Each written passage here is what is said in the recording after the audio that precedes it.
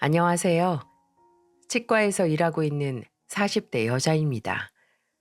살면서 간혹 내 약점을 가지고 갑질을 하는 사람들을 만나곤 하죠.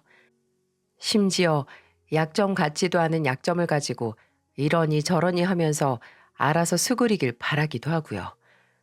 남의 약점을 보면서 웃기지도 않는 우월감을 느끼기도 합니다. 울타리가 허니까 이웃집 개가 드나든다는 말도 있잖아요. 하지만 매번 코끼인 송아지처럼 그 말도 안 되는 갑질에 휘둘릴 수는 없죠. 이번에 저는 괜히 약점 같지도 않은 걸로 사람을 괄시하는 인간들에게 단단히 참교육을 시켜줬습니다. 치과에서 간호조무사로 일하고 있는 저는 일을 시작하고 3년 정도 지났을 때 첫 번째 결혼을 했습니다. 네, 첫 번째 결혼이요.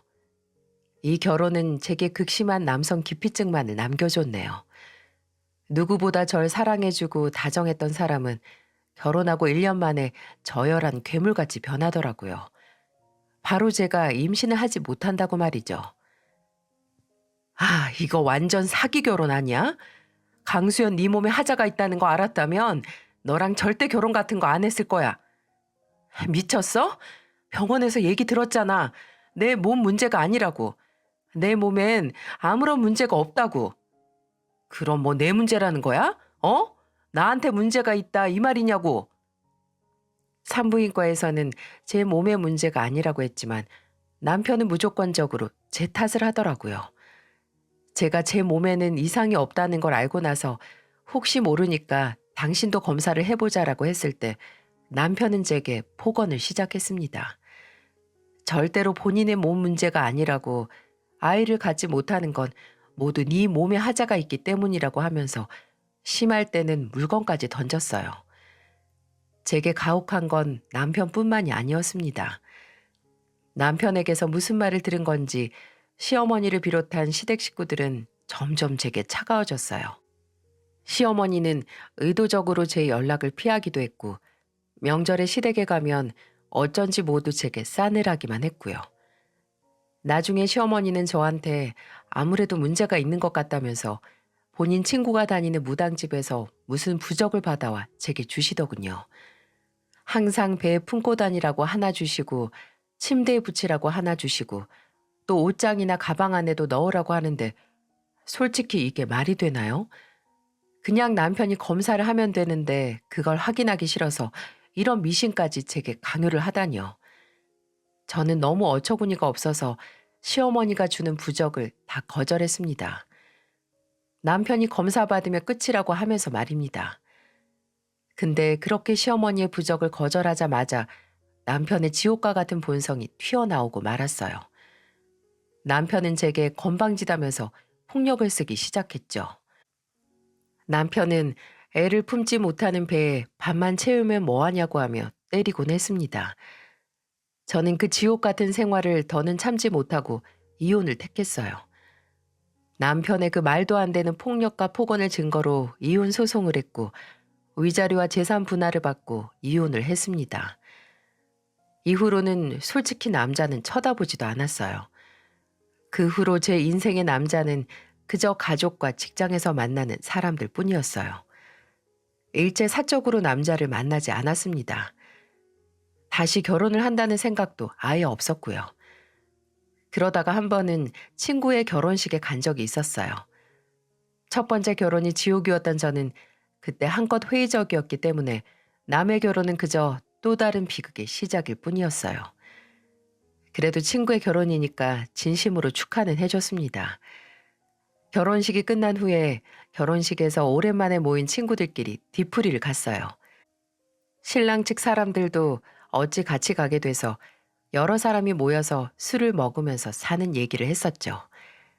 아무래도 이혼이라는 딱지가 있던 저는 그때 누가 뭐라고 하지 않아도 조금 주눅든 상태였거든요. 친구들은 요즘 이혼이 뭐 대수냐고 하긴 했지만 당사자의 기분은 또 그게 아니더라고요. 그래서 불어 대화에 끼지도 않고 구석에 앉아서 홀짝홀짝 술을 마시고 있는데 제게 한 남자가 다가왔어요. 혼자 뭘 그렇게 맛있게 드세요? 네?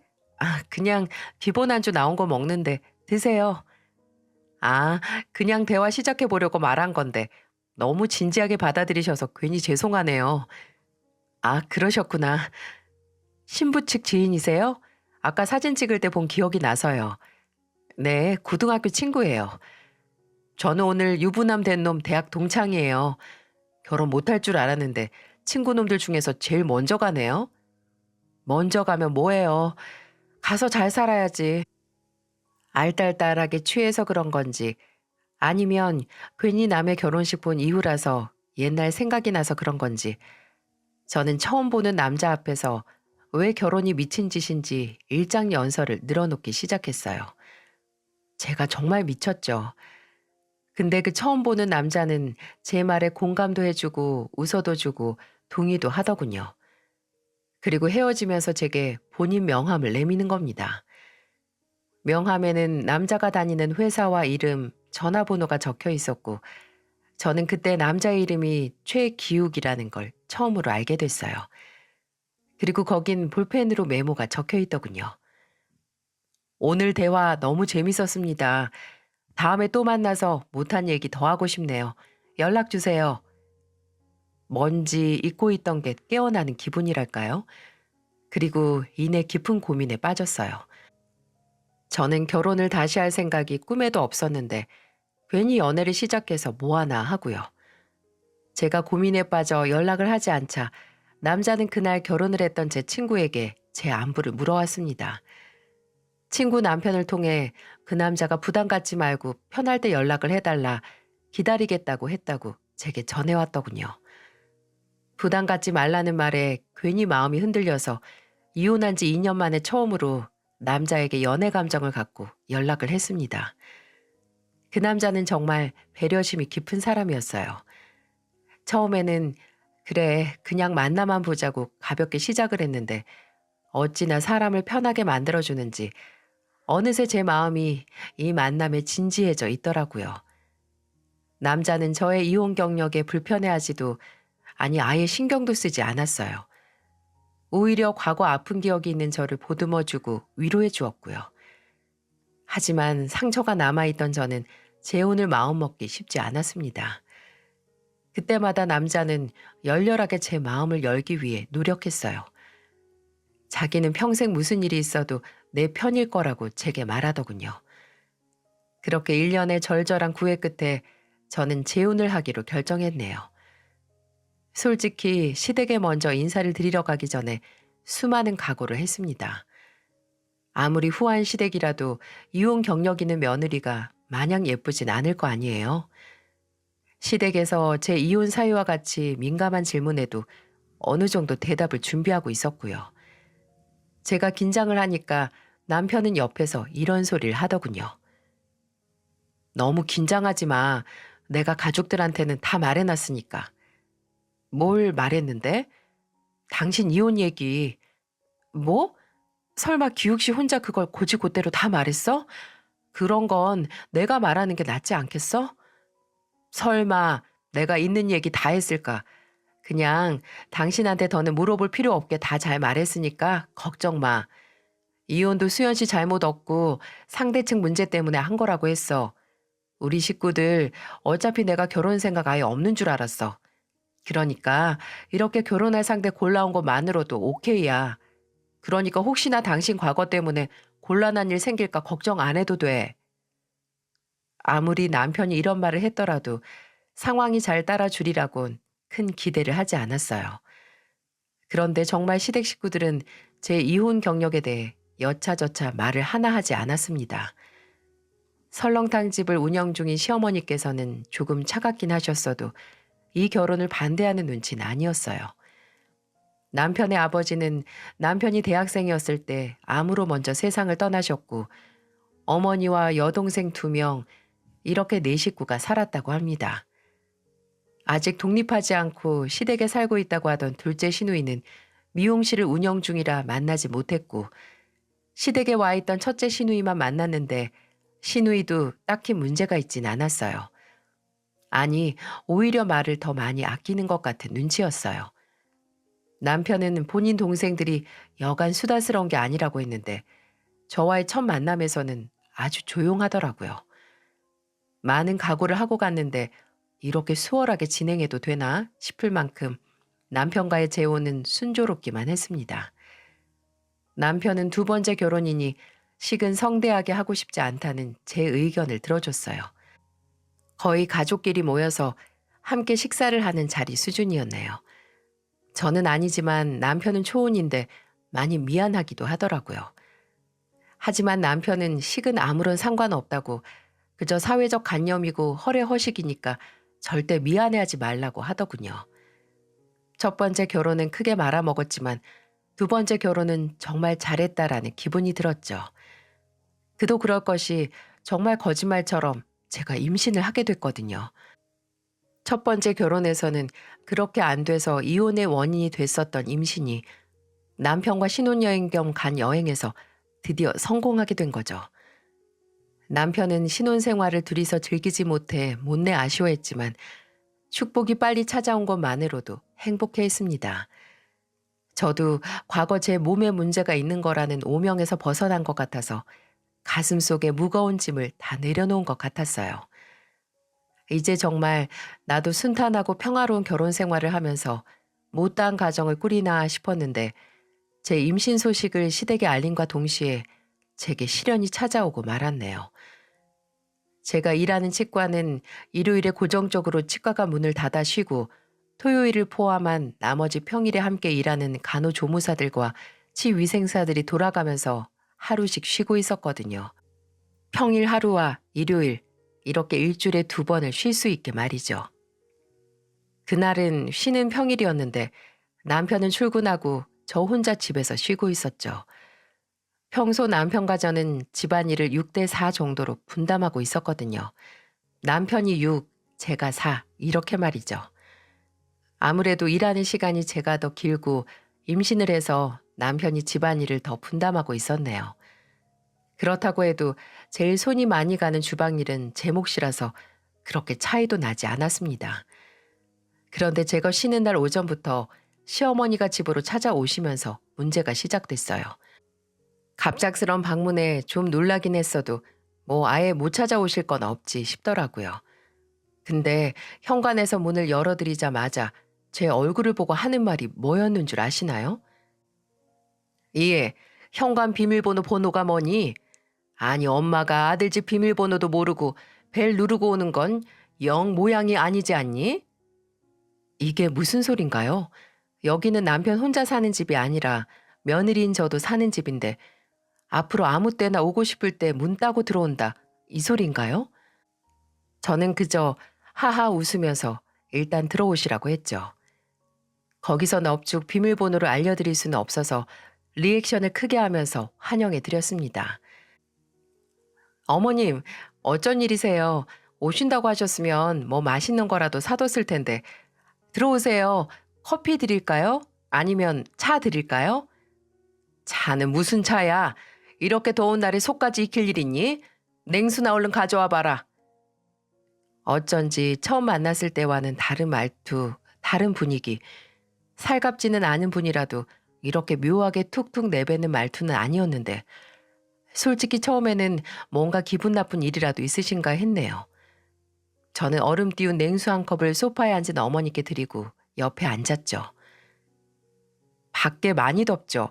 부르시면 날 잡아서 남편이랑 같이 갔을 텐데요. 그러게, 넌 내가 먼저 안 오면 오질 않으니? 그리고 못하러 일하는 애랑 같이 와. 너만 오면 되지.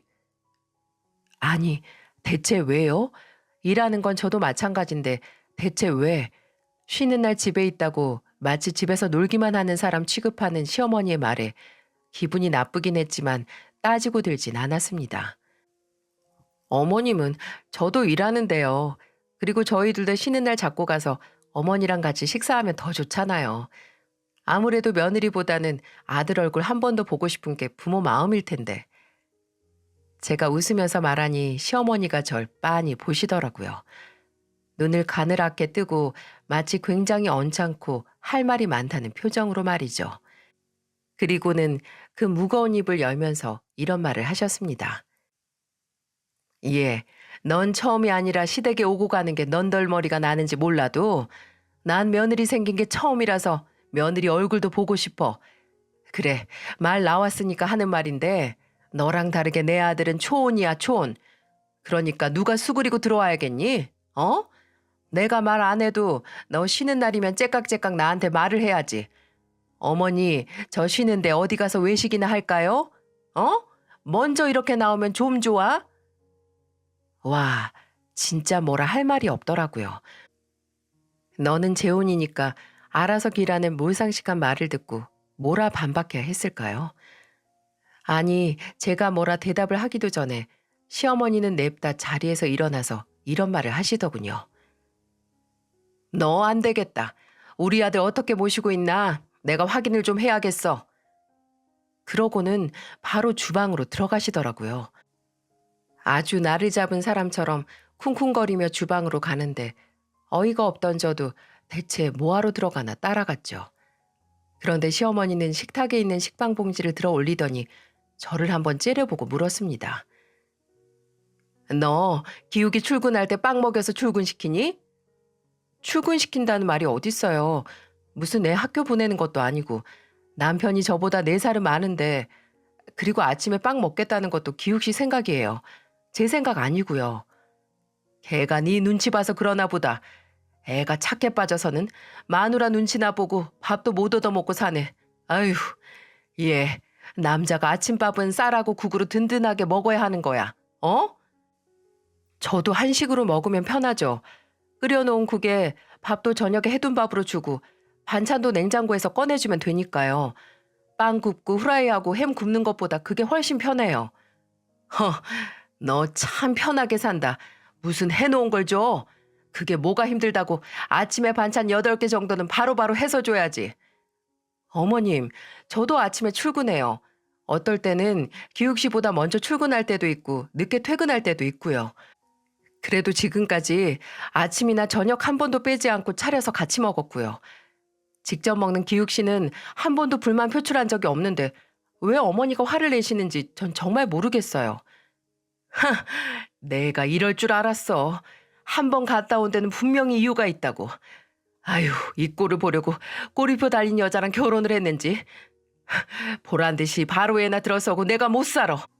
예, 내가 하나 있는 아들 고집에 못 이겨서 널 우리 가족으로 받아들이긴 했지만 너 이렇게 해서는 우리랑 잘 못 지낸다. 사람이 지 처지를 알고 행동을 해야지. 제가 제대로 들은 게 맞나요? 저는 그때 직감했습니다. 아, 이 결혼을 반대한 게 아니구나. 그저 기다렸다가 이렇게 폭발시키는 거구나 하고요. 남편의 단호한 결정에 결혼을 받아들이긴 했어도 이혼 경력 있는 며느리 본인들 입맛대로 하려고 벼르고 있었다는 것을요. 정말 속은 기분이었어요. 아예 처음부터 색안경 끼고 절 예쁘게 봐줄 생각조차 없는 시어머니에게 제가 어떻게 했어야 할까요? 이미 첫 번째 결혼부터 시댁의 행포에 질릴 대로 질린 저는 다시 이런 갑질의 관문으로 입장하고 싶지 않았거든요. 어머님, 저도 제 처지가 어떤지 누구보다 잘 알아요. 근데 어쩌겠어요. 이런 제 처지를 알고도 먼저 결혼해달라고 매달린 게 어머님 아들인데요.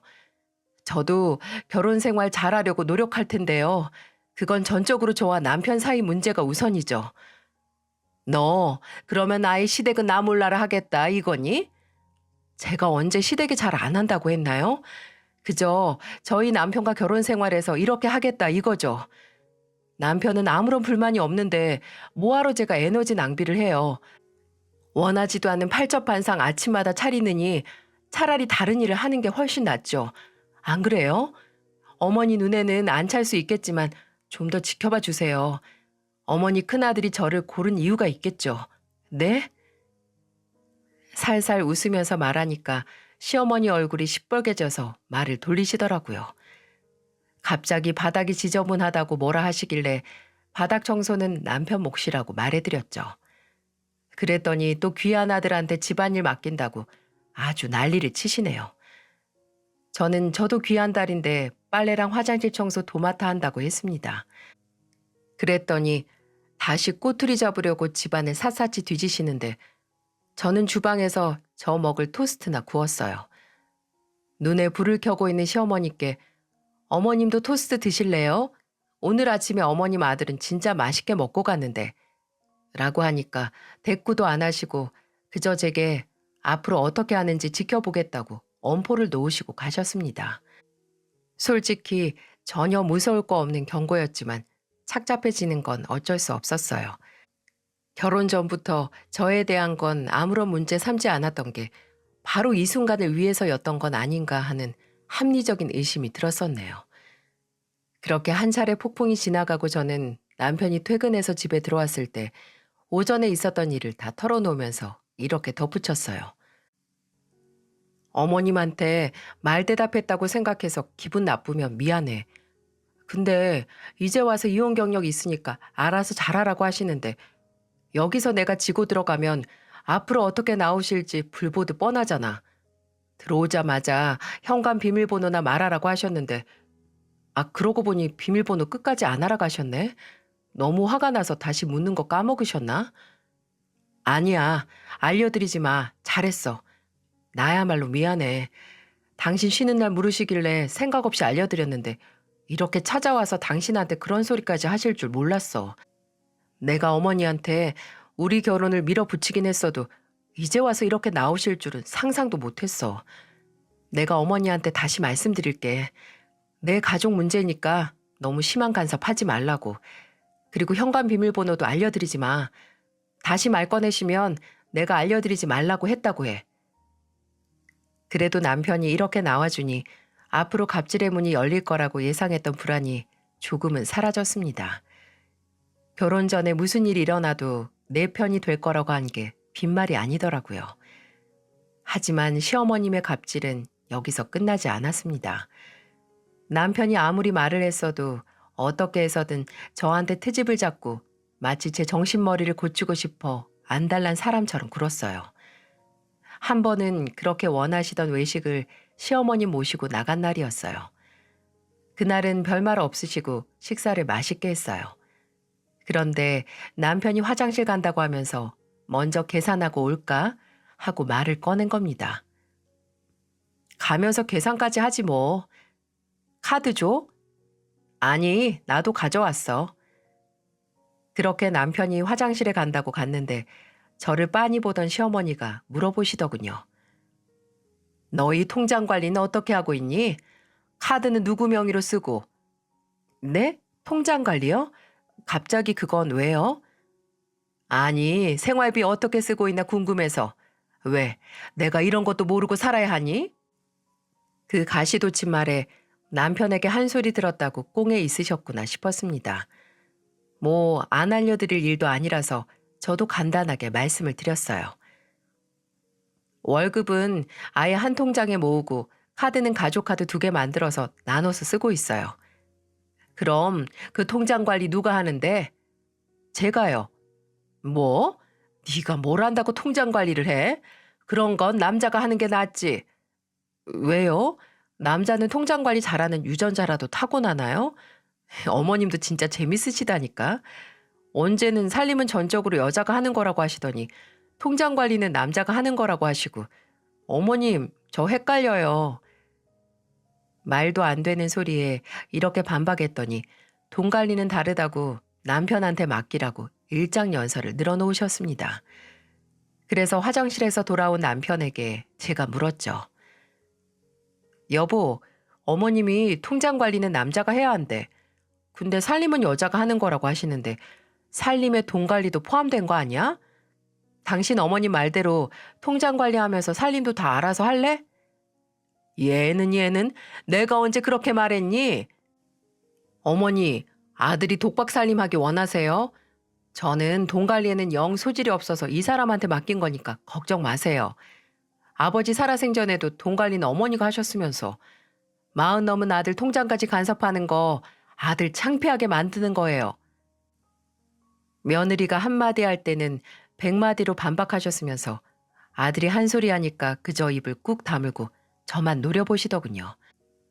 이후에도 어버이날 친정에 먼저 들렀다가 왔다고 지금 임신했다고 벌써 유세 떠는 거냐, 시댁을 무시하는 거냐, 별별 소리를 다 들었네요.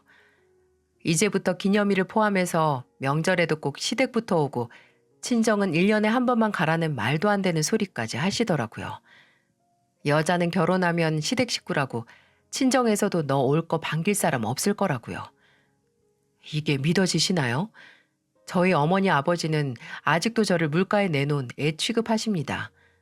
그런데 이제 결혼하니 친정은 식구도 아니라고 하는데 제 속이 안 뒤집히고 백이나요?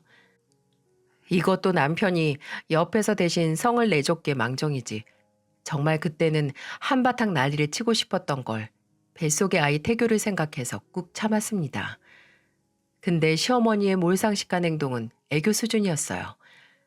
시어머니는 그래도 남편이 뭐라 한마디 하면 바로 입을 다무셨거든요. 정말 속이 터지는 문제는 바로 시누이들 때문이었어요. 결혼해서 나가 사는 첫째 시누이는 알고 보니까 제 친구와 같은 신도시에 살고 있더군요. 근데 친구를 통해서 들으니까 첫째 시누이는 그 동네 유명인물, 아니 요주의 인물이었습니다. 와, 세상 정말 좁다.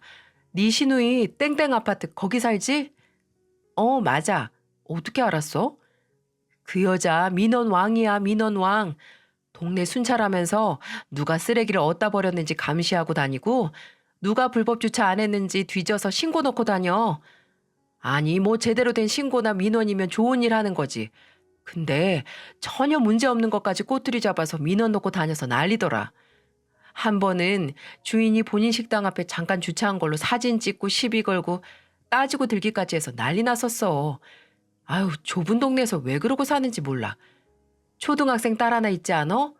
그 동네 엄마들 사이에서도 거의 왕따 수준이라고 하던데.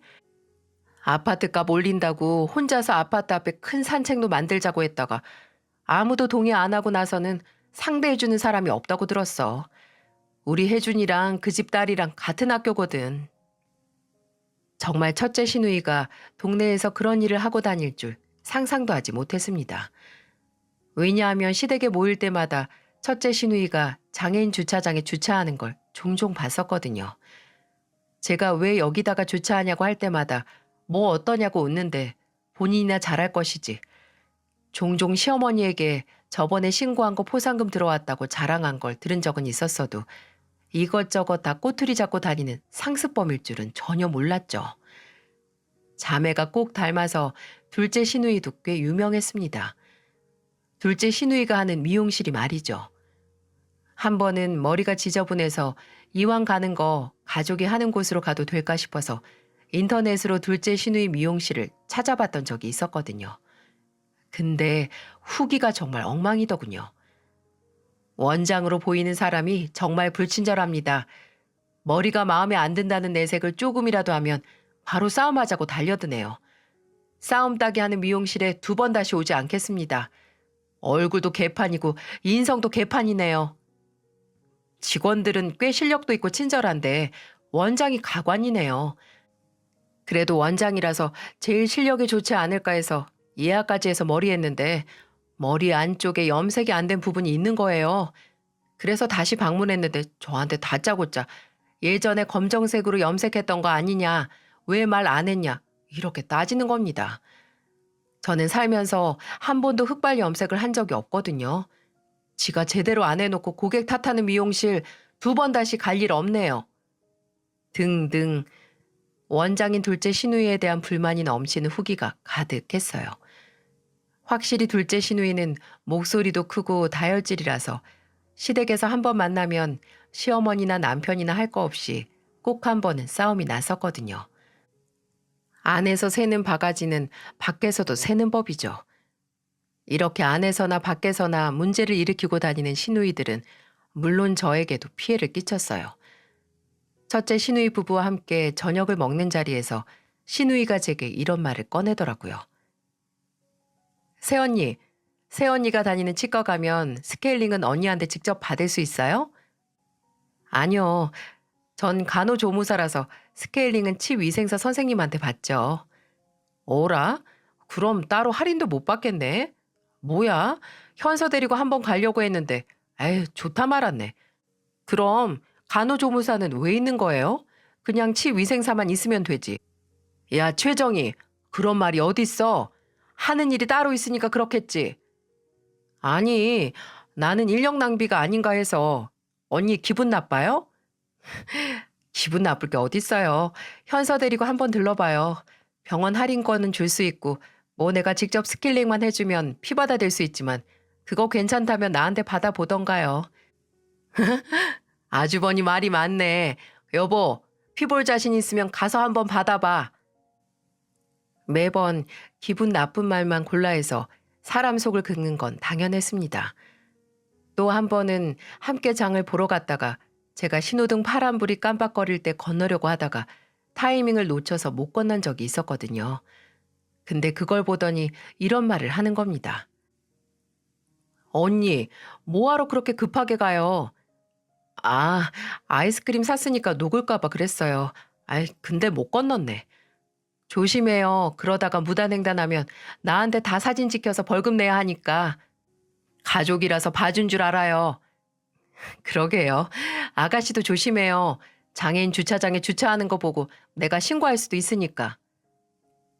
참 웃기지 않나요? 본인이 시댁에 올 때마다 늘 장애인 주차장에 주차하는 주제에 파란불 깜빡거릴 때 건너려고 한 제게 조심하라고 경고하는 게 말이죠. 이런 첫째 시누이의 얄미운 점은 말할 것도 없고 둘째 시누이는 이번에 결혼한다고 하며 한 차례 제 속을 뒤집어 놓았네요. 어느 날은 주말에 집에서 쉬고 있던 남편이 전화 통화를 하다가 불같이 화를 내는 겁니다. 걔 지금 그 미용실 몇 년을 했는데 모은 돈이 없어요. 아, 어머니, 나도 내 돈으로 결혼하고 직구하고 다 했어요. 걔 결혼한다고 하면 내가 가전제품 정도는 사줄 수 있어도 2천을 어떻게 덜컥 줘. 그런 여유가 어딨다고. 우리 조금 있으면 애도 태어나는데 그렇게 큰 돈을 덜컥 주는 거 어렵죠. 네, 네, 알겠어요. 정원이한테는 내가 따로 말할게요. 네. 알고 보니 시어머니가 남편에게 둘째 시누이 결혼한다고 2천만 원을 도와달라고 했더라고요. 근데 저희 부부도 아직 결혼한 지 1년이 되지 않아 그런 여윳돈이 없었기에 남편은 거절했고요. 이미 남편 선에서 끝난 일이니까 저는 더 말을 보태지 않았습니다. 그런데 둘째 시누이는 본인 오빠에게 따지지 않고 바로 제게 전화를 해서 득달같이 따지더군요.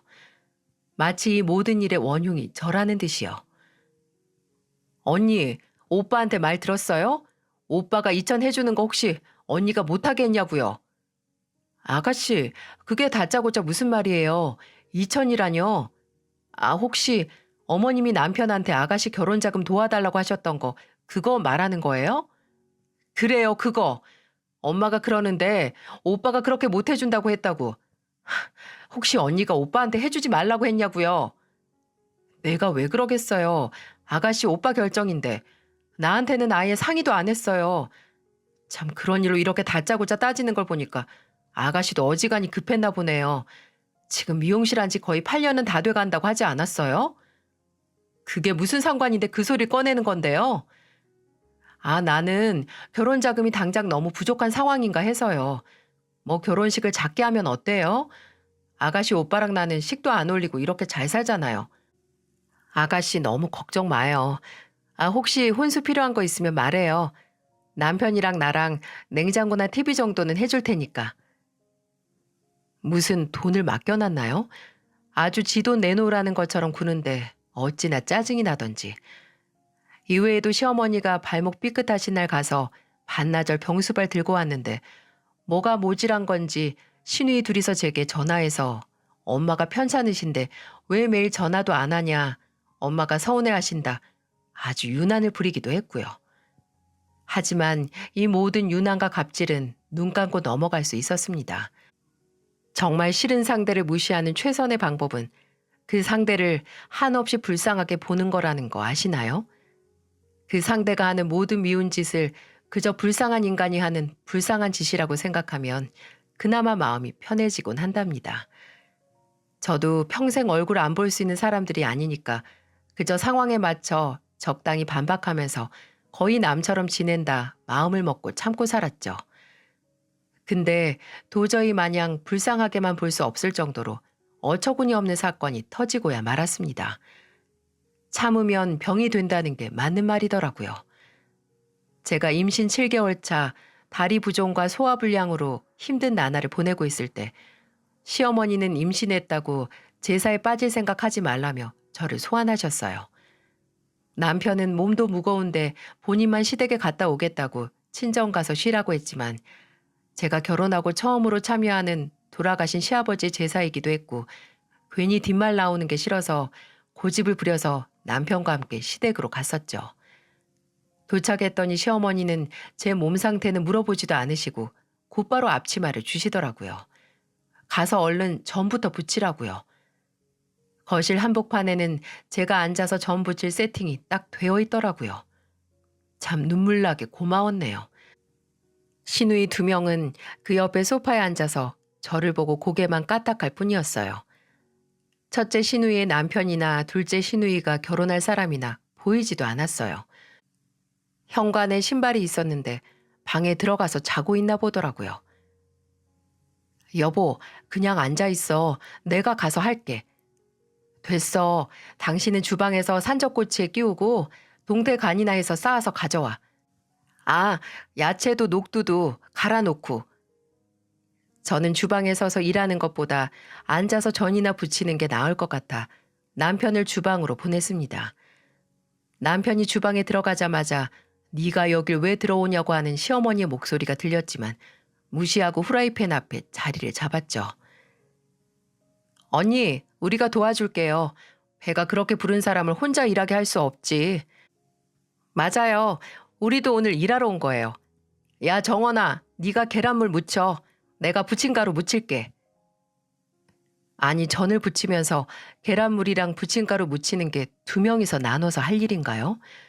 한 명이서 충분히 하고도 남을 일을 둘이서 하면서 생색이란 생색은 다 내더라고요.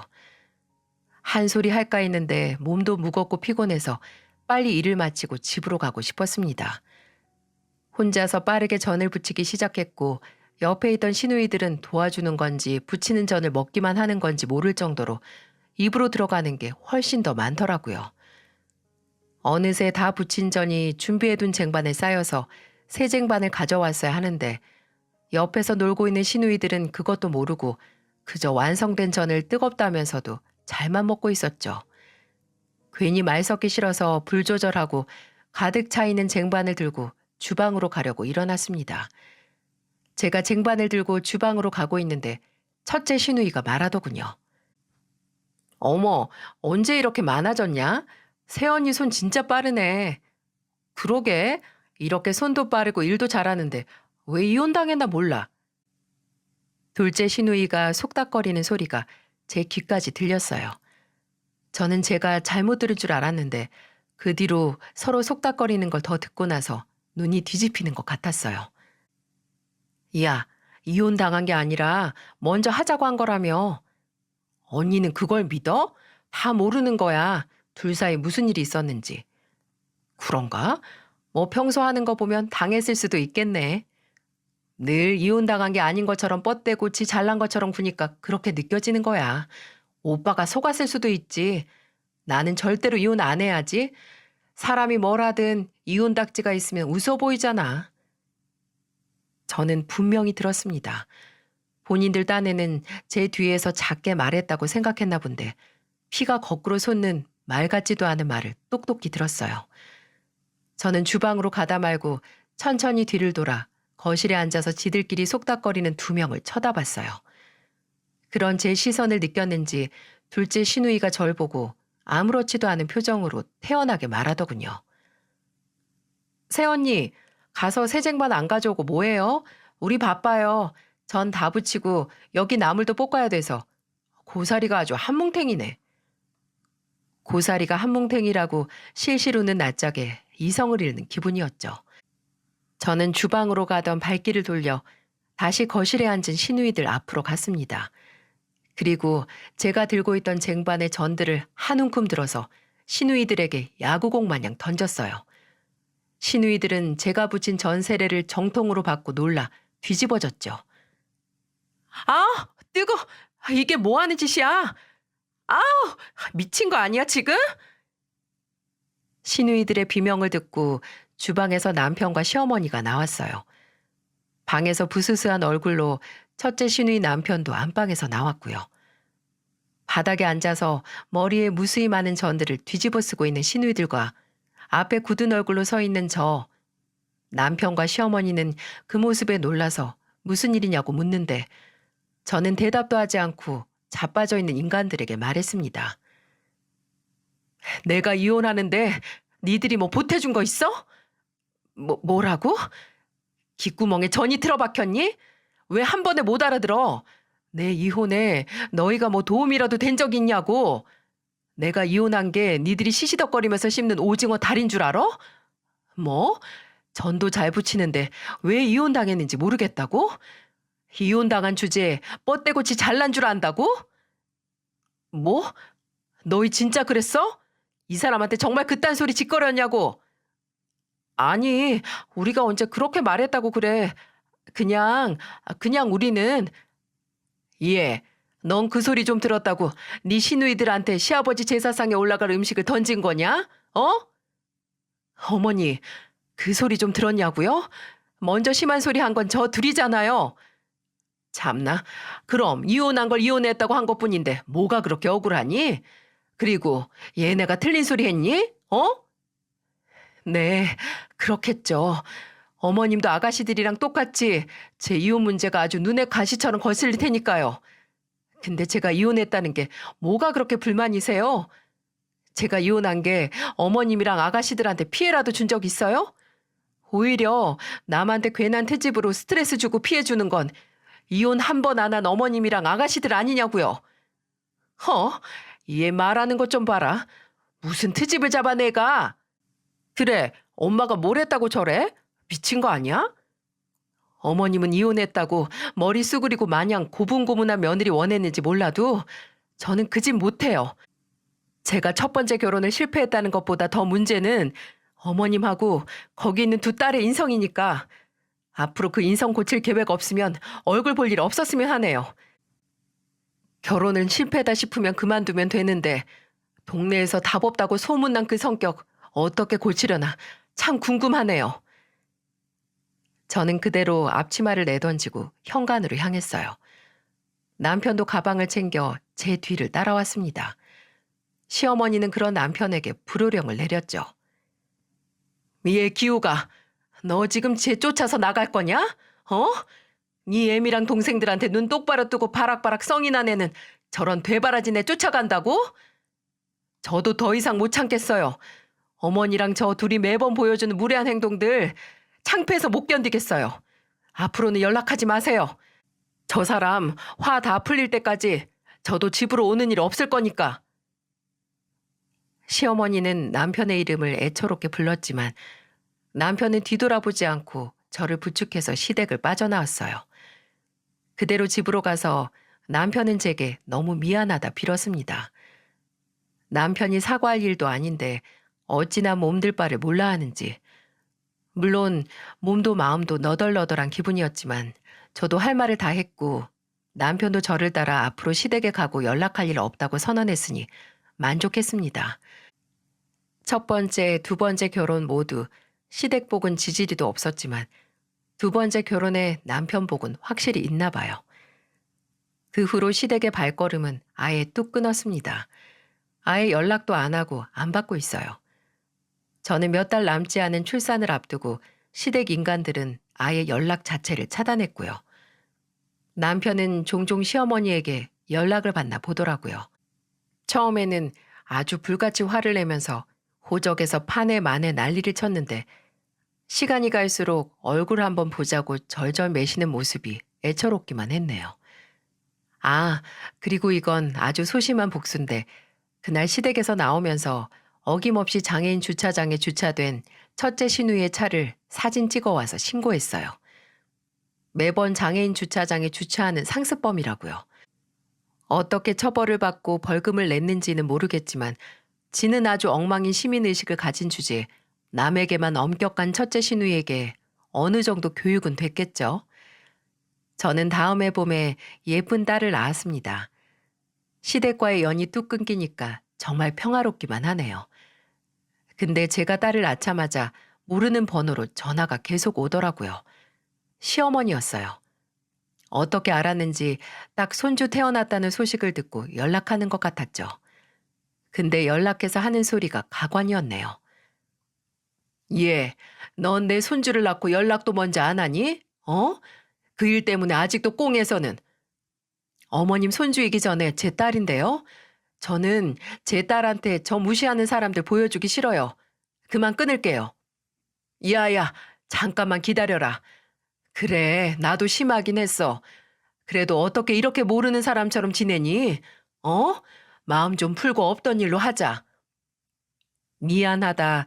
이 한마디가 얼마나 어렵길래 그저 없던 일로 하고 넘어가자고 할 수가 있죠?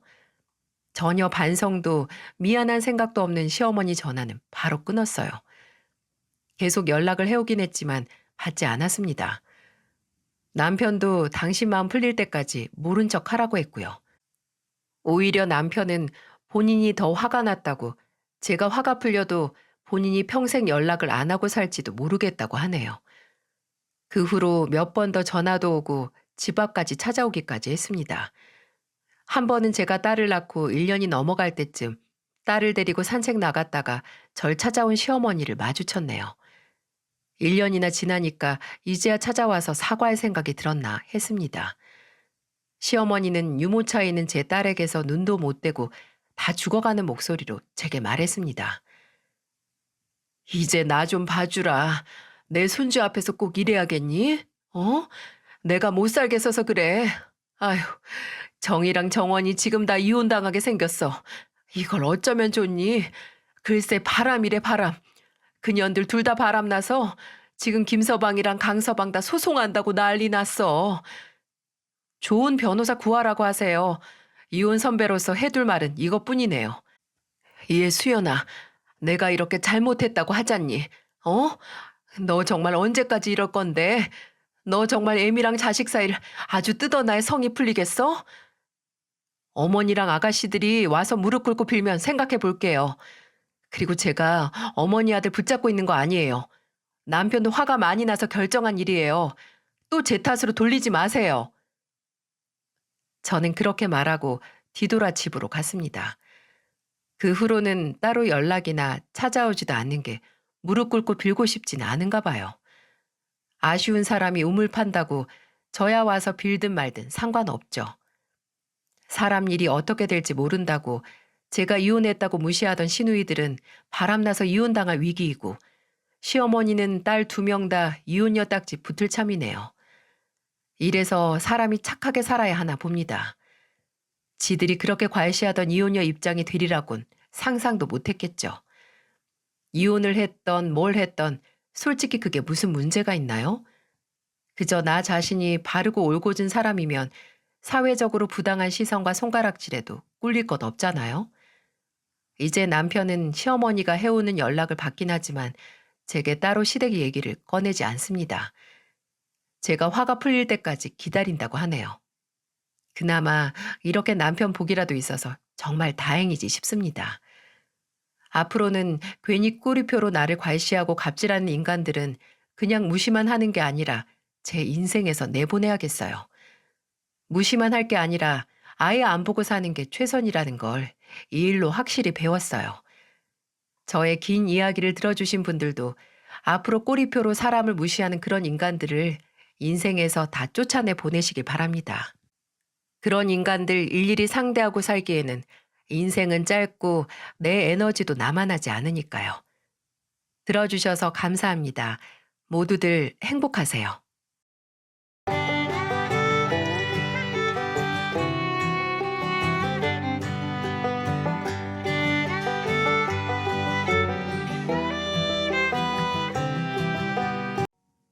안녕하세요. 저는 개인 사업을 하고 있는 40 초반의 여자입니다. 인터넷 쇼핑몰 사장님이자 한 가정의 엄마이자 아내로 살고 있어요. 제가 이렇게 사연을 쓰게 된 이유는 일주일 전 시댁에서 있었던 사건 때문입니다. 저는 남편과는 환상의 짝꿍이라고 들을 만큼 잘 싸우지도 않고 있어요. 다들 애 낳고도 자주 싸우게 된다고 하는데 저희 부부는 오히려 아이 키우면서 더 돈독해졌답니다. 힘들수록 서로 의지하게 되고 어렵거나 난감한 일이 있을 때도 제일 먼저 서로에게 털어놓고는 하죠. 이렇게 사이좋은 부부 사이인데도 저희 부부가 싸우게 되는 이유는 딱 하나뿐입니다. 바로 시댁 식구들이죠. 며느리 중에 시댁으로 마음고생 안 해본 사람이 어디 있겠냐고 하지만 저는 차원이 완전 다른 문제를 겪고 산답니다. 원래는 일반 직장에 다니던 제가 우연한 기회로 시작한 인터넷 쇼핑몰 사업이 대박이 나면서 돈을 꽤 벌게 됐어요. 그래서인지 은근하게 시댁 식구들이 바라는 게 아주 많았습니다. 완전히 무시할 수도 없어서 초반에는 좀 도와주곤 했어요. 왜냐하면 시아버지께서 간 경화 진단을 받고 투병 생활을 시작할 무렵에 제 사업이 대박이 난 겁니다. 집안에 뻔히 아픈 사람이 있는데 제가 어떻게 외면할 수 있었겠어요?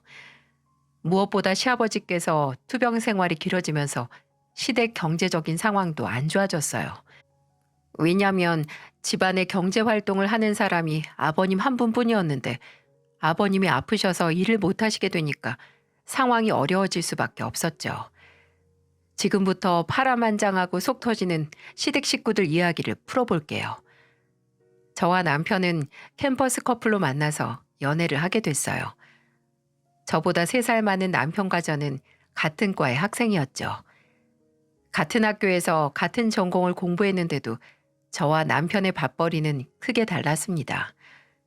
졸업 후 남편은 경찰 공무원 시험 준비를 시작했지만 전 일반 회사에 취업해서 회사를 다니고 있었어요. 그 후 남편이 시험에 합격하고 경찰 공무원이 된 후에 결혼하게 됐던 겁니다. 그리고 결혼 준비 과정에서 남편의 가정사를 듣게 됐어요. 남편은 제게 심각한 목소리로 이렇게 말하더군요. 사실 우리 집 재혼 가정이야. 아버지랑 둘이 살다가 지금 어머니랑 재혼하셨거든. 여동생은 어머니랑 둘이 살다가 우리 아버지 재혼한 거라 배달은 남매고.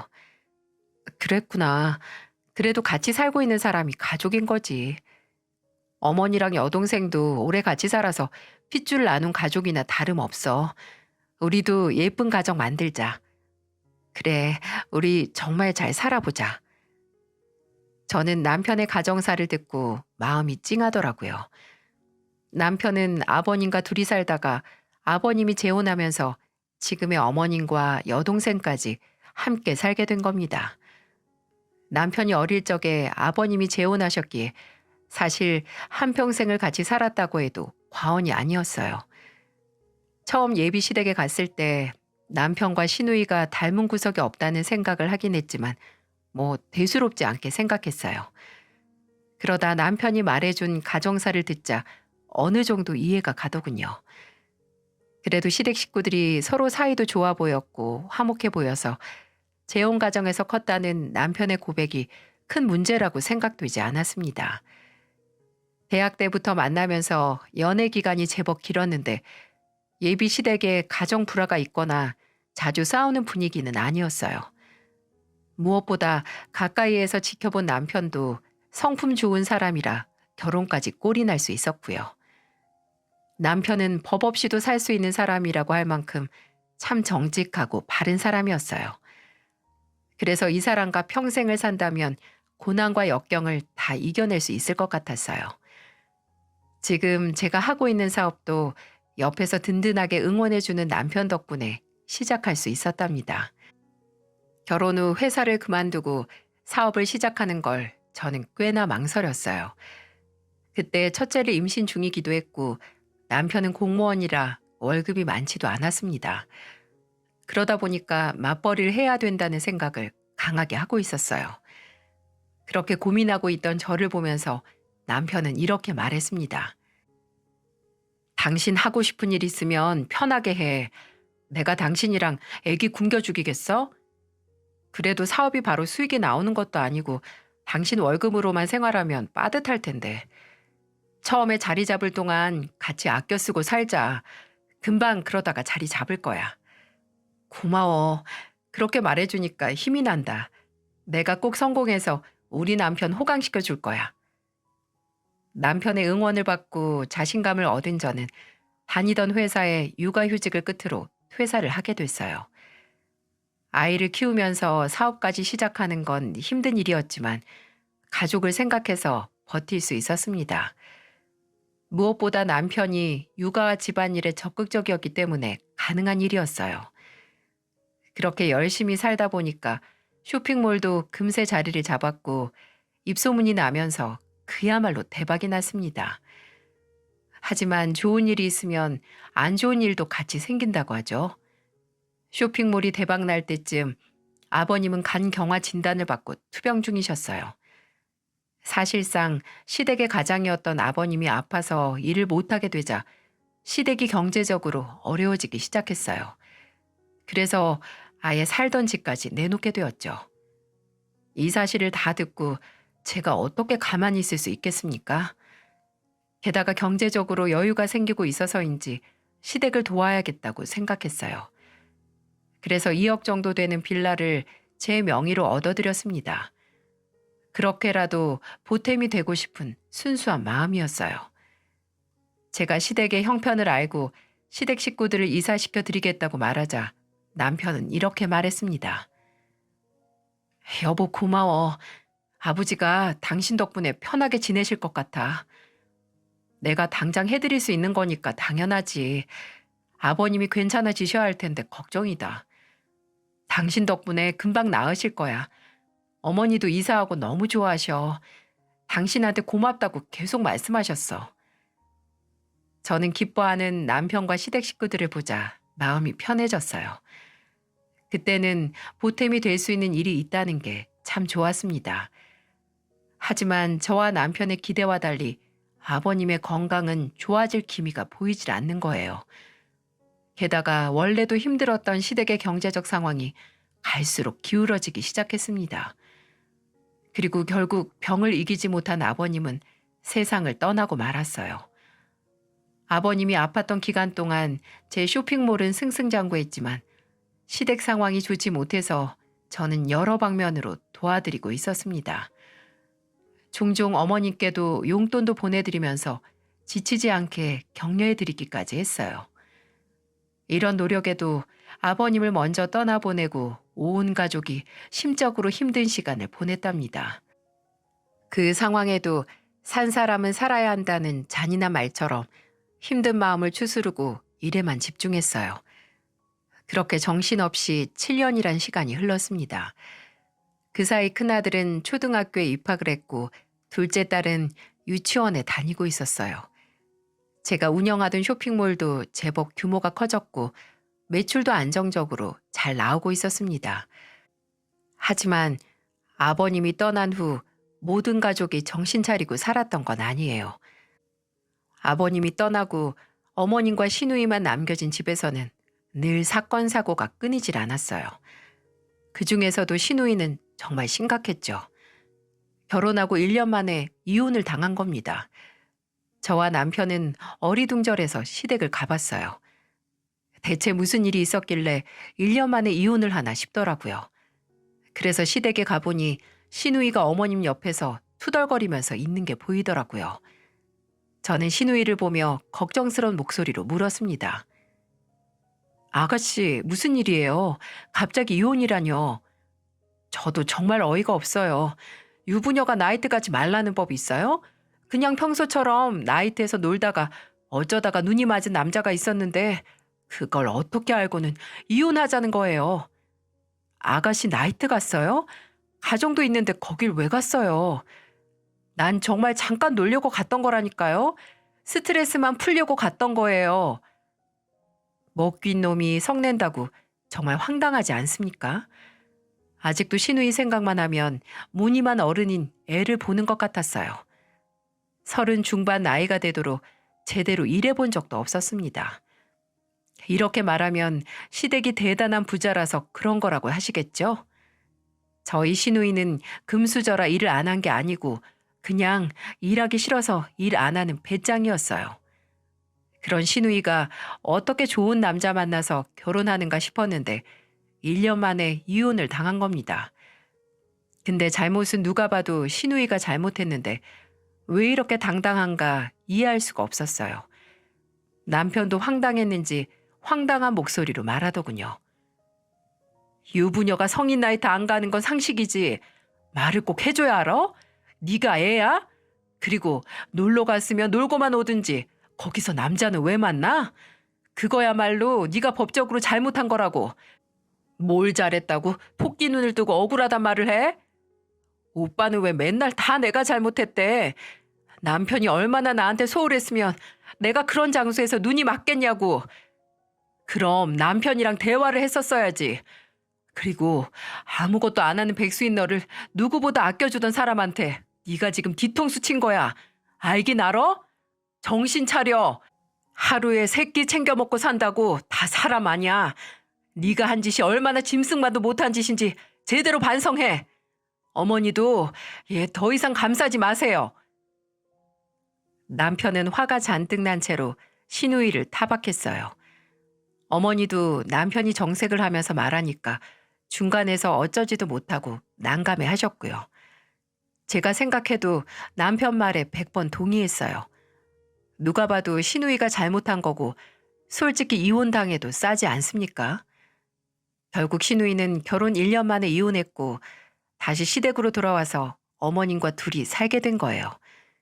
그런데 이게 바로 제 지옥의 시작이었어요. 저는 꿈에도 생각하지 못했어요.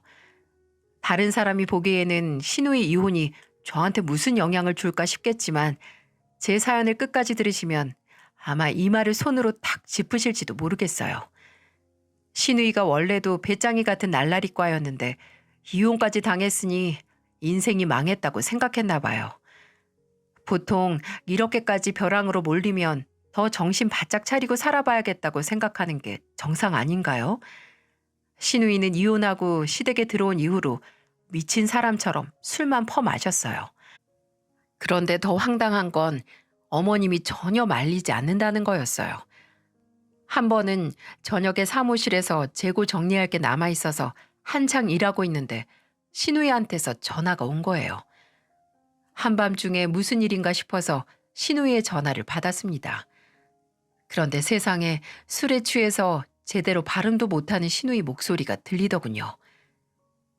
새언니, 내가 술을 조금 마셨는데 택시도 잘 안 잡히고 너무 피곤한데 데리러 와주면 안 되나? 우리 새언니 차 외제차에다가 엄청 좋잖아요. 아가씨, 또 술 마셨어요? 아휴, 적당히 좀 마시지. 왜 집에 오기 힘들 정도로 마셔요? 적당히 마실 거면 술을 왜 마셔요? 아, 바빠서 못 올 것 같으면 택시비라도 보내줘요. 나 정말 너무 힘들어서 집에 가고 싶단 말이에요.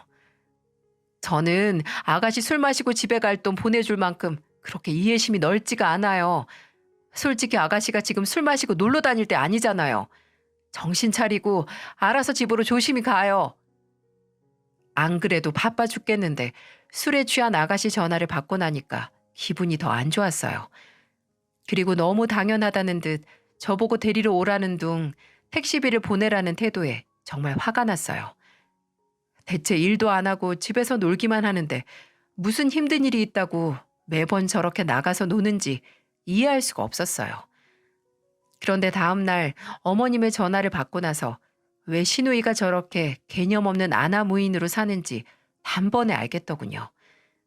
전날 야근해서 피곤한 몸으로 겨우 출근하는데 어머님께 전화가 오는 겁니다. 이쯤만 해도 어머님과는 사이가 그리 나쁘지 않았어요. 하지만 이때 받았던 전화로 인해서 사이가 점점 틀어지기 시작했죠. 다급하게 걸려온 어머님 전화를 받자 한껏 화가 난 어머님의 목소리가 들리더군요. 너 그렇게 안 봤는데 못하는 소리가 없더라. 뭐가 그렇게 잘나서 내 딸한테 훈계야? 그리고 밤길에 술 취한 애 챙기는 게 뭐가 힘들다고 막말을 해, 네가. 어머님, 솔직히 매일같이 나가서 노는 아가씨가 이상한 거예요. 아가씨 또래 사람들은 회사 다니면서 자기 밥벌이 하고 있다고요. 얼른 정신 차려야 자기 밥벌이라도 하고 살게 만들죠. 누가 너더러 내 딸 데리고 살라고 하든? 네가 뭔데 내 딸한테 그런 막말을 해. 그럼 저 앞으로 아가씨 일에 신경 안 쓸게요. 앞으로는 어머님이 아가씨 전부 알아서 다 해주세요. 저는 기가 막혀서 어머님과 전화를 하다가 끊어버렸어요. 진짜 너무 억울했어요. 아가씨 시집 갈 때도 챙겨줬었고 나름대로 신경을 쓰고 있었는데 어제 한번 그랬다고 저한테 무작정 상심지를 켜고 달려드는 어머님한테 서럽다는 생각까지 들더군요. 시댁에 아무리 잘해봐야 소용없다더니 딱 맞는 말이었어요. 그래서 저는 한편으로 화도 나고 억울했지만 이렇게 된 거 시댁 일에 신경 꺼버리자 다짐했습니다.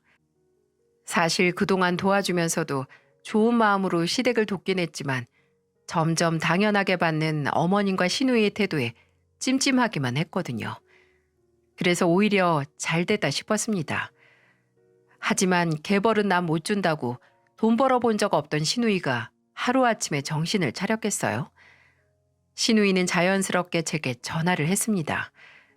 하지만 받아봐야 돈 얘기할 게 뻔해서 일부러 안 받고 일에만 집중했어요.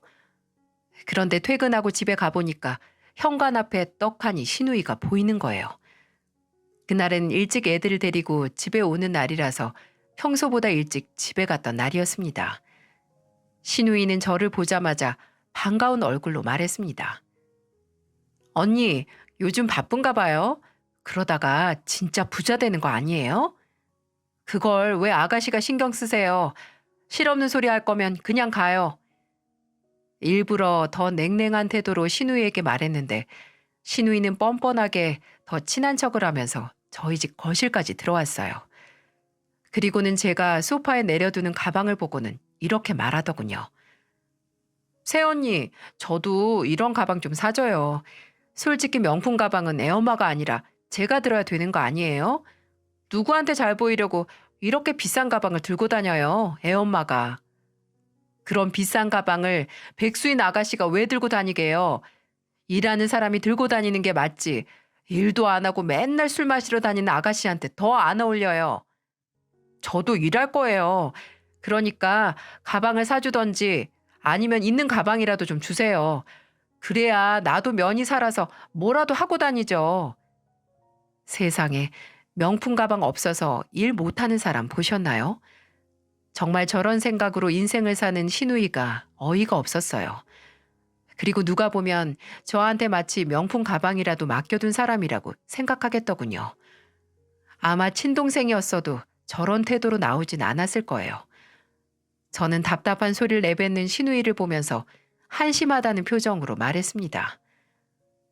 어머님한테 가서 사달라고 하세요. 앞으로 아가씨 일에 신경 안 쓴다고 어머님한테 다 말했어요. 그리고 제가 왜 아가씨 명품 가방을 사줘요. 직접 벌어서 사든지 정 갖고 싶으면 어머님한테 가세요. 제가 그렇게 단호한 태도로 말하자 시누이는 어이가 없다는 표정으로 쳐다봤어요. 그리고는 갑자기 태도를 바꿔서 애들을 보면서 말했습니다. 호준아, 초등학교 들어갔다면서? 학교에서 선생님이 좋은 거 있으면 나눠 쓰라고 알려주지? 그거 엄마한테도 좀 알려줘. 좋은 거 다 혼자 쓰려고 하잖아. 나중에 엄마가 호준이도 안 주려고 하면 어떡해? 아니에요. 학교 선생님이 남의 물건 함부로 탐내는 거 아니랬어요. 물건 주인이 허락해야 되는 거라고 했어요. 고모는 그런 것도 몰라요? 똑 부러지게 말하는 큰아들을 보자 저도 모르게 그만 박수를 칠 뻔했어요.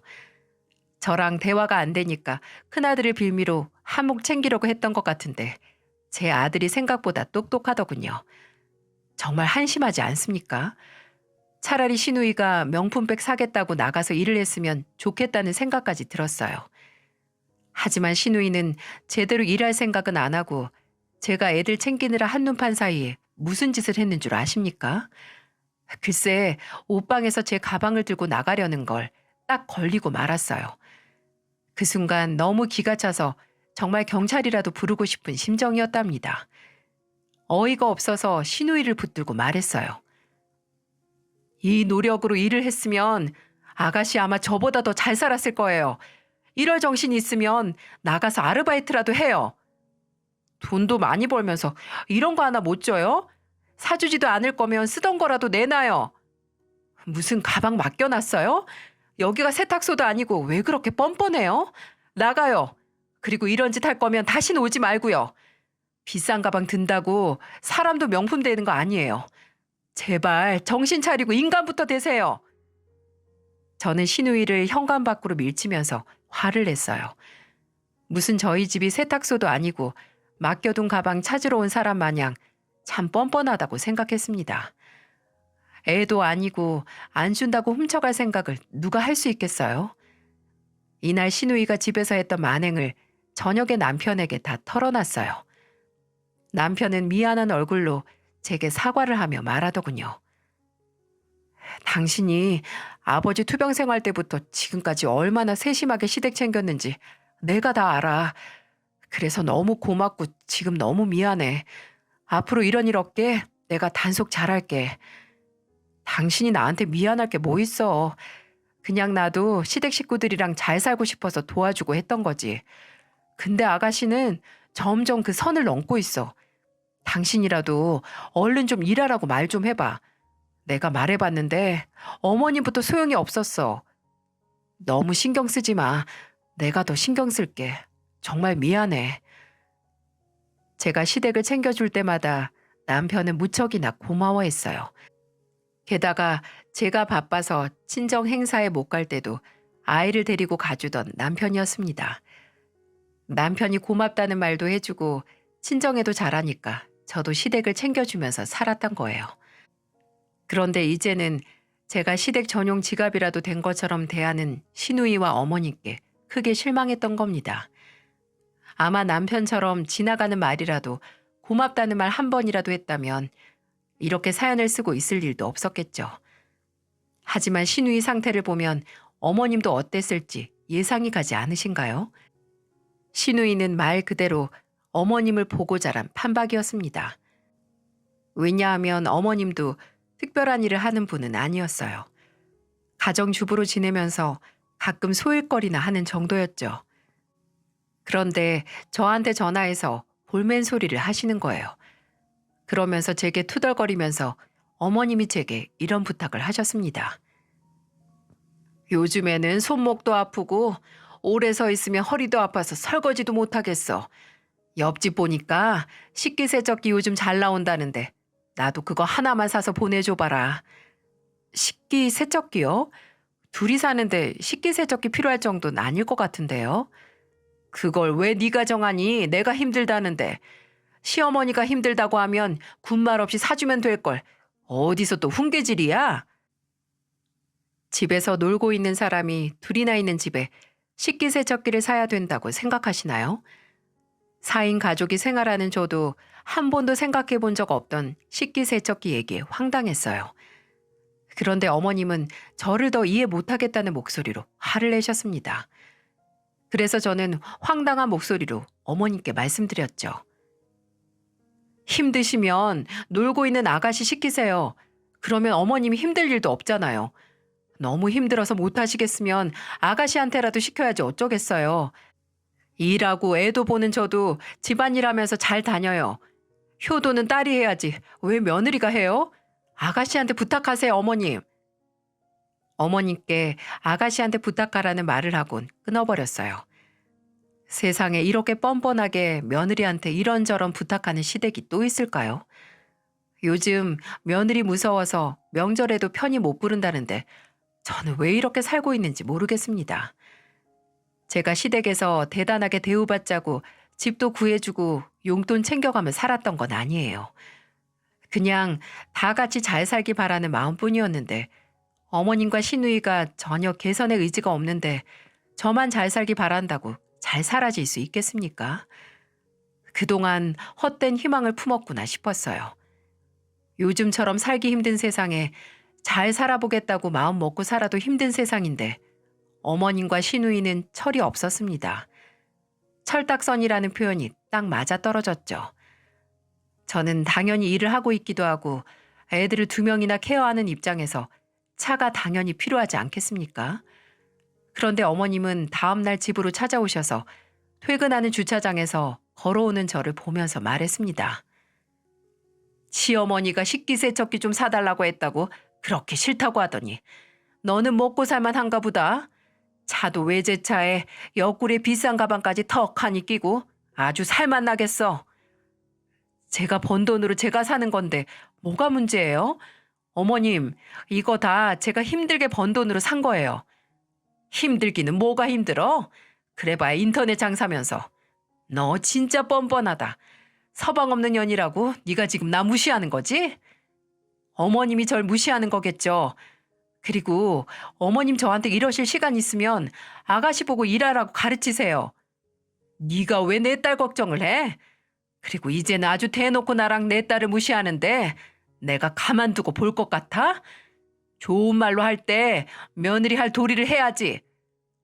며느리 도리가 세상에 무슨 말인가요?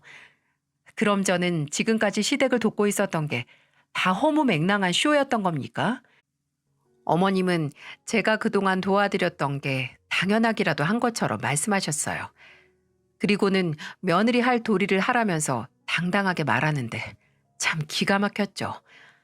그래서 너무 기가 막혀서 어머님께 당당하게 말씀드렸어요. 어머님, 저 말고 아가씨한테 자식 노릇이나 하라고 하세요. 설거지하다 손목 부러질 것 같은 어머님 괴롭히지 말고 알아서 좀 하고 살라고 아가씨한테 말씀하시라고요. 제가 대체 어디까지 도와드려야 돼요? 저는 너무 화가 나서 바뀐 것도 까맣게 잊고 악을 쓰면서 말했어요. 그런데 그때 집에 오던 남편이 저를 보고는 어머님과 제 사이를 가로막았어요. 그리고는 대충 눈치를 챈 듯한 남편이 어머님을 보면서 말했어요. 이 사람도 할 만큼 했잖아요. 제발 그만 좀 하세요. 어머니가 집까지 쫓아와서 이러시니까 여동생도 똑같이 하잖아요. 너는 왜 잘 알지도 못하면서 나한테 그래? 얘가 며느리 노릇도 안 하고 있으니까 내가 가르치는 거 아니야. 그동안 집도 해드리고 용돈도 해드리고 할 만큼 했잖아요. 이 사람한테 돈 맡겨뒀어요? 제발 나가서 일 좀 하세요, 좀. 남편은 그동안 참아왔던 화를 내면서 어머님께 호통을 쳤습니다.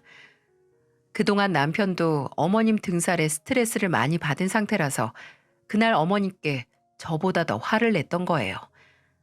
그 후로 어머님은 저희 집을 찾아오지 않으셨습니다. 하지만 매년 찾아오는 명절을 피할 수가 없더라고요. 게다가 며느리는 저뿐이고 아들도 남편뿐인데 외면할 수 없었어요. 그래서 애들까지 데리고 시댁으로 찾아갔습니다. 만약에 제가 죽어도 못 가겠다고 버텼으면 이렇게 사연 쓸 일도 없었을까요?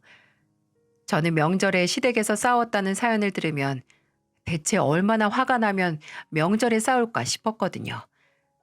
그런데 제가 마침 명절에 어머님과 상 엎어가면서 싸우게 된 거예요. 사람 일 모른다지만 저한테 이런 일이 생길 줄은 미처 몰랐답니다. 싸움의 시작은 이랬어요. 제가 전을 뒤집고 있었는데 어머님이 옆에서 계속 트집을 잡으시는 거예요. 전이 익어서 옆에 그릇에 옮겨두면 손가락을 하나씩 톡톡 건들면서 제게 비아냥거리는 목소리로 말씀하셨죠.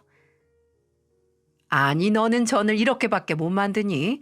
모양도 제각각이고 냄새도 나잖니? 불 조절도 못하나 탄자국도 보이고 하여튼 밖에서 일하는 게 벼슬이지 아주. 계란물 묻혀서 굽는데 어떻게 다 같이 똑같이 구워요. 그리고 이 정도면 다 비슷하잖아요. 정말 사진이라도 보낼 수 있다면 그날 제가 만든 전 모양을 보여드리고 싶네요. 어머님 말만 들으면 제가 정말 엉망으로 만드신 줄 알겠지만 모양도 나름 일정했고 다를 바가 없었습니다. 그런데 제 옆에 딱 붙어서 트집 잡을 거 없나 찾는 사람처럼 저를 노려보고 계셨어요. 그러면서 어머님은 제게 이런 말까지 하셨습니다. 돈 벌면서 집안일도 한다고 유세 떨더니만 이 꼴이 다 뭐냐? 나는 눈 감고 발로 뒤집어도 이것보다는 잘 만들겠다. 어머님, 그럼 어머님이 마음에 들게 만드세요. 제가 들고 있는 뒤집개를 어머님께 들이밀면서 말하자 어머님은 손살을 치셨어요. 그리고는 옆에서 국자를 들고 국을 끓이던 어머님은 저를 흘겨보면서 이런 말씀을 하셨죠. 너 하는 거 보니까 쇼핑몰 그거 네 시누이도 잘할 수 있을 것 같은데 네가 하나 좀 해줘. 네가 원하는 대로 일이라도 시키려면 하나 차려주면 되잖아. 제가 왜 아가씨 사업을 차려줘요? 사업도 쉬운 거 아니에요. 뭐가 어렵다고 난리야. 그냥 네가 1억만 투자해서 우리 딸도 돈 좀 벌게 자리 좀 마련해봐. 이게 무슨 말도 안 되는 소리입니까? 그동안 어머님이 뻔뻔하다고 생각은 했지만 이 정도로 본인만 생각하는 분일 줄은 꿈에도 생각하지 못했습니다. 게다가 시누이 성격상 차려준다고 잘하겠어요? 꾸준히 일하던 사람도 아니고 놀기 바쁜 사람한테 누가 믿고 사업을 맡기겠습니까? 그래서 저는 어머님께 단호하게 말씀드렸습니다. 사업 아무나 하는 거 아니에요. 구멍가게에서도 오래 일 못하는 아가씨가 뭐라고 사업을 한다고 그러세요. 그리고 저한테 1억이 어딨어요. 하고 싶으면 어머님이 아가씨 도와주세요. 제가 단호한 목소리로 어머님의 부탁을 거절하자 어머님은 정색을 하시더군요. 그런데 제가 시누이한테 1억까지 보태주면서 도와줄 이유는 없는 거 아닌가요? 진짜 눈 뜨고 코 베어가는 수준도 아니고 이 정도면 칼만 안 든 강도들 아닌가요? 그런데 어머님은 마치 받아야 될 돈이 1억이 있는 사람처럼 저한테 버럭 화를 내셨습니다. 이번에는 말로만 화를 낸 게 아니고 들고 있던 국자로 제 머리를 내려치신 거예요. 너무 놀라서 소리를 질렀는데 어머님은 제 비명에도 아랑곳하지 않고 말씀하셨습니다. 돈 있다고 유세야? 네가 뭔데 자꾸 내 딸을 무시해? 누가 보면 뭐 대단한 사업이라도 하는 줄 알겠네. 니까지 것도 쇼핑몰 하고 사는데 내 딸이라고 왜 못해? 그까진 일 돈만 있으면 다 하겠더구만. 진짜 기가 막혔어요. 제가 하는 일이 쉬워 보였는지 어머님은 아가씨한테 차려주려고 했던 겁니다. 게다가 제가 자꾸 아가씨가 나가서 일할 수 있게 내보내라고 하니까 어머님은 저한테 돈을 대주라고 했던 거예요. 정말 징글징글했습니다. 그래서 저는 어머님께 소리를 지르며 말했습니다. 쇼핑몰은 아무나 하는 줄 아세요? 그리고 제가 왜 사업을 도와요? 막말로 모른 척하면 끝이에요. 시댁 식구들 거지가 되든 말든 신경 안 쓰면 그만이라고요. 네가 그게 될 것 같아? 좋은 말로 할 때 1억 보태면 앞으로 너한테 손도 안 벌리고 그럼 너랑 나랑 이렇게 싸울 일도 없을 거 아니야? 순간 그동안 내가 깨진 항아리에 물 붓고 살았구나 싶은 심정에 속에서 울컥하는 마음이 올라왔어요. 그래서 저도 모르게 들고 있던 전 뒤집개를 어머님 앞에서 휘둘렀습니다. 여차하면 어머님을 쳤을지도 모르는데 애들 둔 엄마로서 화난다고 어른을 칠 수야 있었겠어요. 저는 억울함에 분노가 폭발해서 어머님께 격앙된 목소리로 소리치며 말했어요. 저요. 남편 월급 고작 300도 못 버는데 애들 둘이나 있어서 이를 악물고 살았어요. 애들 잘 키워보려고 부족하게 안 키우려고요. 남편 사랑하니까 제가 시댁 일에 나서서 돕고 살았던 거라고요. 하나도 당연한 거 아니에요. 세상에 어떤 며느리가 시댁 힘들다고 집도 해줘요? 저야말로 억울하고 지금 상황 기가 막혀요. 이렇게는 못 살겠으니까 당장 내 집에서 다 짐 빼세요. 제가 집에서 짐을 다 빼라고 하니까 어머님은 제게 삿대질을 하면서 화를 내셨어요. 진짜 화내야 될 사람은 저 아닌가요? 지금도 이 순간만 생각하면 기가 막히네요. 그리고 인생 참 헛살았다 싶은 생각도 밀려듭니다. 그때 남편은 주방에서 시끄러운 소리를 듣고 달려왔고 저와 어머님의 대화를 듣고는 얼굴이 빨갛게 달아오르도록 화가 잔뜩 났습니다. 그리고는 어머님을 보면서 소리쳤어요. 더 이상은 당신들이랑 연락하고 못 사니까 당장 이 집에서도 나가고 다시는 연락하지 마세요. 우리도 할 만큼 했다는 생각 안 들어요? 왜 어머니까지 나서서 그러시는 거예요? 남편은 어머님께 화를 내고는 아이들의 짐을 챙겨서 나갈 준비를 했습니다. 저도 횡설수설하는 어머님을 주방에 두고 거실로 왔어요. 그리고는 짐을 챙기고 나갈 준비를 하는데 제게 매달리며 말하더군요. 그 사업 안 해줘도 괜찮으니까 이 집에서 나가라고는 하지 마. 여기서 나가면 우리가 당장 어디서 집을 구해. 너도 알잖니. 내가 쥐 죽은 듯이 살 테니까 집은 건들지 말자. 내가 이렇게 부탁하마. 이미 늦으셨어요. 어머님이 아가씨랑 여기서 나가셔야 제대로 연락을 끊고 살죠. 앞으로는 저도 시댁이라고 생각도 안 할 거예요. 정말 할 만큼 다 했고 이게 제 한계예요. 그러니까 내가 다 미안하다. 너도 자식 있어서 알잖니. 자식 일에 정신 멀쩡할 부모가 어딨어. 어머님은 자식 생각한 게 아니고 어머님 편하려고 그러신 거예요. 세상에 어느 누가 자식 아끼는 마음으로 그렇게 살 수 있어요? 왜 도와주면 고마운 것도 모르고 당연하게 생각해서 일을 이 지경까지 만드세요. 진짜 너무한 거 아니에요? 저는 단호한 목소리로 어머님께 제 집에서 나가라고 말씀드렸어요. 그러자 제게 매달리면서 다 오해라고 말하는데 정말 기가 막히더군요. 여러분들은 이것도 사과라고 받아들일 수 있겠습니까? 그저 집에서 안 나가려고 급하게 내뱉는 허무맹랑한 말들 같았어요. 제가 어머님을 무시하면서 말을 안 듣자 어머님은 남편에게 매달렸어요. 하지만 남편도 어머님을 무시하며 대답도 안 했습니다. 그리고는 옆에 있던 시누이는 지켜만 보다가 이러다가 안 될 것 같았는지 무릎을 꿇으면서 말했어요. 새언니, 내가 잘못했어요. 일단 화 풀고 다 나 때문이니까 내가 일자리 알아보고 살게요. 그동안 내가 수도 없이 말했는데 하루아침에 바뀌겠어요? 저는 이제 아가씨 못 믿어요. 그리고 이 상황에 정신 차리겠다고 하는 거 보면 벼랑 끝까지 밀려나야 정신 차릴 것 같은데 진짜 길바닥까지 나앉아 보세요. 저는 시누이의 사과에도 독하게 말했습니다.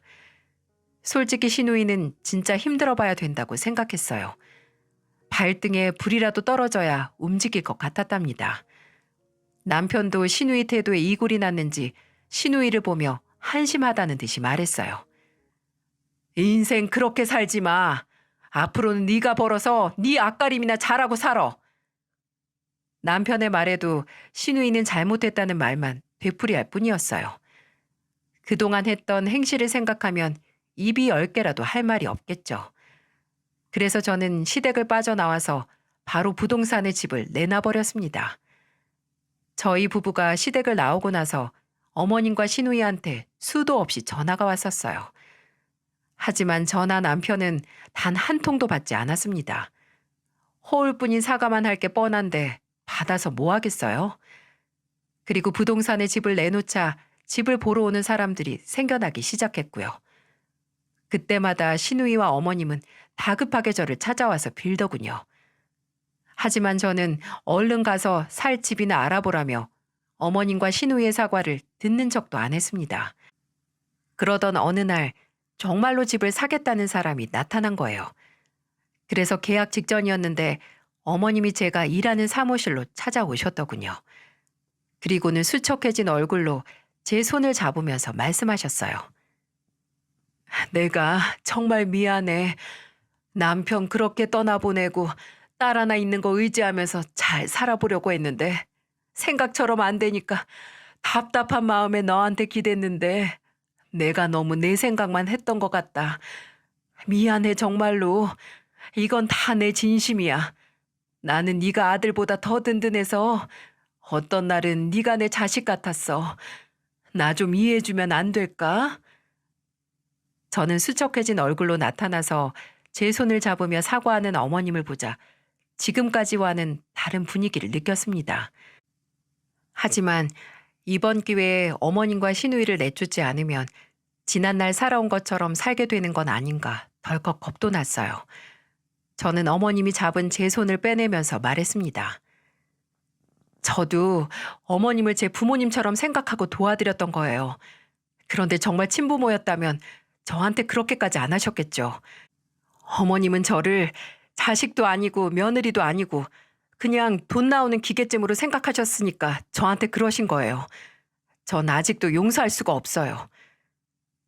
어머님의 사과에도 단호한 제 태도에 어머님은 놀란 표정을 짓고 한동안 하염없이 우시더군요. 그러고는 집으로 돌아가셨고요. 그때는 떠나는 어머님의 뒷모습이 괜히 짠했습니다. 이게 일주일 전에 있었던 저의 고민입니다. 여러분들 여기까지 듣고 나니까 어떤 것 같으세요? 저희 시댁은 정말 정신 차리고 개과천선할 수 있을까요? 제가 마지막으로 한 번만 더 눈 감고 그냥 집에서 살게 해드리는 게 맞는 건지 모르겠습니다. 옛말에 전화위복이라고 안 좋은 일이 일어났을 때 그 일을 해결하려고 애써야 좋은 일이 생긴다는데 제가 어머님과 시누이를 집에서 내쫓는 게 과연 맞을까요? 저는 사실 아직도 모르겠습니다. 아버님 돌아가시고도 정신 못 차리던 시누이를 제가 언제까지 등골 뽑히면서 살아야 할지 모르겠어요. 그리고 철없는 시누이 감싸기 바쁜 어머님까지 말이죠. 이제는 저도 제가 내리는 결정이 과연 올바른 결정인지 모르겠어서 이렇게 큰 마음 먹고 사연을 쓰게 됐어요. 같이 고민해 주시고 댓글 남겨주시면 저도 앞으로를 위해서 신중하게 결정해 보겠습니다. 인생이 새옹지마라고 하는데 왜 이렇게 팍팍할까요? 이 고비를 넘기면 저도 편하게 살 날이 오겠죠. 그런 날이 온다면 오늘 제 사연을 듣고 같이 고민해 주신 여러분들 덕분이라고 생각하겠습니다. 긴 사연 들어주셔서 정말 감사드려요. 저는 이 사연을 끝으로 남편과 함께 남겨주신 댓글들 보면서 다양한 관점에서 신중하게 결정하겠습니다. 감사드려요.